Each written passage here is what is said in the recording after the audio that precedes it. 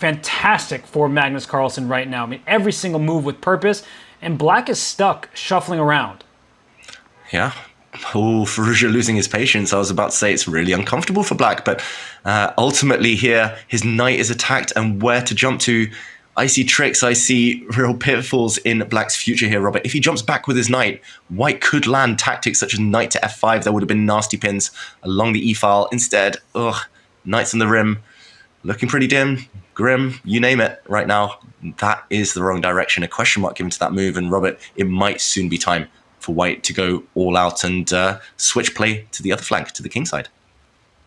It looks very tempting to go and do that. And if you could imagine the White king being elsewhere, a rook on the h-file may be deadly, as the Black king will be opened up. But that's a faraway dream. And for now, what Alireza may be relying on is some c5 idea from Black. Can I finally gain some space for my pieces? Please let me attack something. So I'm wondering for Magnus at this moment, can he play a move like b5? Is that too risky? I mean, he's attacking the knight, but maybe he's opening up files in good ways for Alireza. I like it too. That was the first move that drew my attention as well, Robert, and I think Magnus will be calculating the direct methods, whether it's in the center, kingside. I mean, we talk about space, we've talked about that. Well, I have at least a lot today, and I mean, look at these pawns. Just all of the options. That's the one downside for Magnus. Too much choice, perhaps, and he does go for b5. We cannot blame him there. Maybe not the most accurate move, but putting Firouzja under immediate pressure, White maintaining the advantage, of course. And now things have changed. You mentioned open lines. Still, it is the d6 pawn that's the big target. And I'm just wondering how White reacts to his weakness on c4. At least Black now has something to hope for, Robert, despite only having 1 minute on the clock. That was my exact concern. I forgot for a moment the rook was on e2 rather than d2, because then this would look even more powerful. But for the moment, Black can put pressure on c4. Maybe rook d4. It's an odd-looking move, but it does defend that fourth rank. And for Alireza, he's down to 1 minute 6 seconds, David. I mean, this is a very difficult position to find ideas in. And as you mentioned, all those white pawns on the fourth rank, one of them may push, and he gives up c4 because he wants d6. Wow, Magnus showing just his intentions there. Aggressive intentions. He's giving up a pawn. It does fall with a hit on the white queen. I'm not sure where the white queen will slide. Most natural square, I would say maybe e3 or f3. But yeah, he's zoned in now on the d6 square. Eval bar doesn't approve, but Magnus, he's talked about bluffing before. This was actually given a double question mark, Robert. That's not me. That's the engine, because Black can break out. But how difficult is that with 45 seconds on the clock? I think d5 is a move that Alireza will, and there he finds it, but I don't think it's the end of the story. I mean, for Magnus, he needs to keep his composure. We've seen him in previous games when he overlooks something. He's like, what's wrong with me? How am I missing that kind of stuff? But the good news for Firouzja is queen c5 is on the docket. If he can get those queens off the board, no longer are we talking about any sort of checkmate, and Black is a pawn ahead thanks to his latest capture on c4. So this is a moment where Magnus needs to be a bit careful. And okay, we are seeing e5. The white knight can slide back to d4 in most of these positions, David. So it's still advantage Magnus. Still advantage Magnus on board and clock, but do not underestimate Alireza, despite having 30 seconds.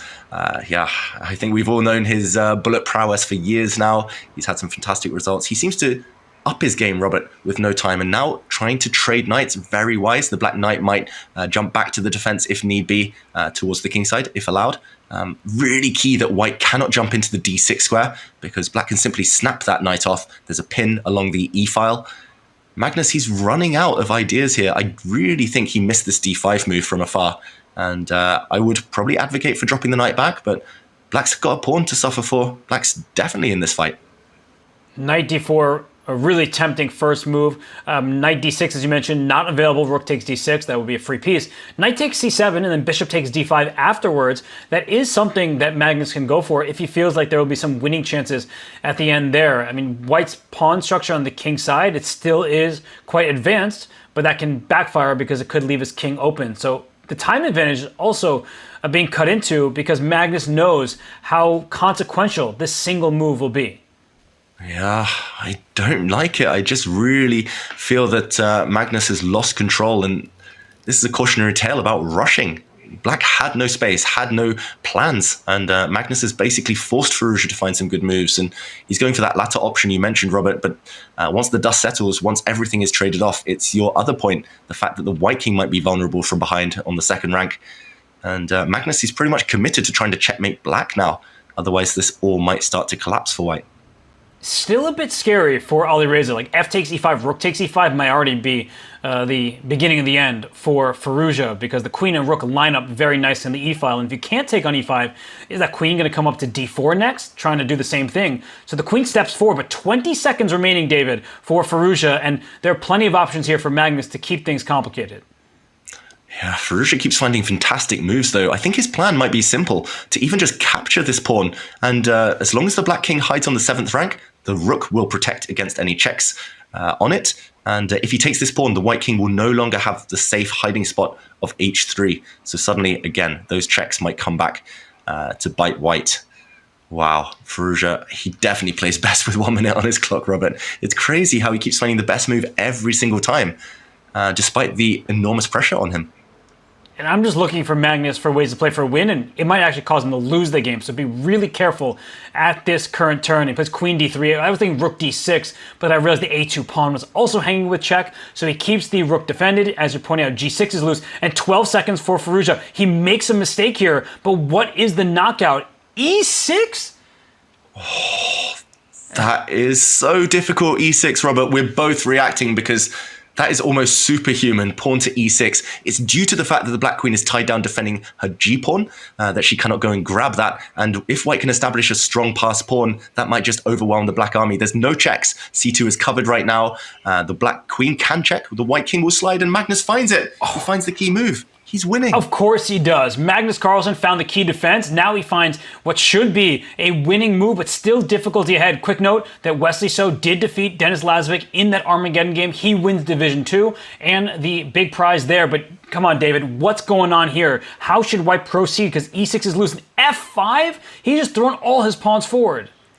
Wow, brilliant from Magnus Carlsen. He knows he needed to cut the Black Queen's communication with the e6 pawn. Now he can slowly, surely advance this pawn forward. First he gives a check. I was going to say eliminate the Black Rook. There we go. Maybe not the most accurate, but still winning. And once the Black Rook is traded, it's the e-pawn that will crown Magnus's glory. And it's just one check. The White King will hide. I'm not sure which square. But Robert, he's on the brink now. And you see that it's not about the pawn quantity, but the quality. The e6 pawn about to become on the 7th rank. Can he just go e7, or should he trade rooks first with queen d7 to follow? Ooh, both look very tempting. Magnus with 25 seconds now. Alireza with just 2 seconds on the clock. My first inclination would be to trade rooks, just because I'm scared of a counterattack against the White King. But Magnus, he could well be tempted to push first. Still, just 2 squares away from touchdown, 2 moves away from glory, potentially. Can he trade queens, Robert? Queen to d7, queen to d8 look tempting. You don't want to allow any counterplay, but with queens off, there we go. Ooh, nice try from Firouzja. 5 seconds from Magnus as well. He's in time trouble all of a sudden, and if the queens are traded, the Black King is in time, so he plays g4, which is a great move. And how Alireza proceeds, I think you can even trade queens, but there's the outside pawn. Wow. Wow, a few seconds each. Magnus reacts.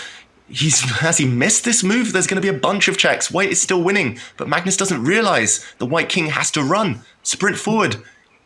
He's chosen the wrong square. Yeah, f2 comes with check. The king goes back to e2, but that was a mistake. Every single obvious-looking move is wrong. Wow, Alireza had a draw by a miracle there. We'll show that later, hopefully. But Magnus now, the king is going to run behind enemy lines to seek safety. If the checks dry up, White wins. White makes a second queen with check, and it's over. I think we're going to see the last few moves of this grand final of the Julius Baer Generation Cup, Robert. Oh, only a few checks remain. The White King has snaked out and is helping to promote a new pawn. This has been incredible, David. First, he saves that endgame, that finding that the king could hide in the corner, and now he finds that his king can hide behind enemy lines, and the checks are running out.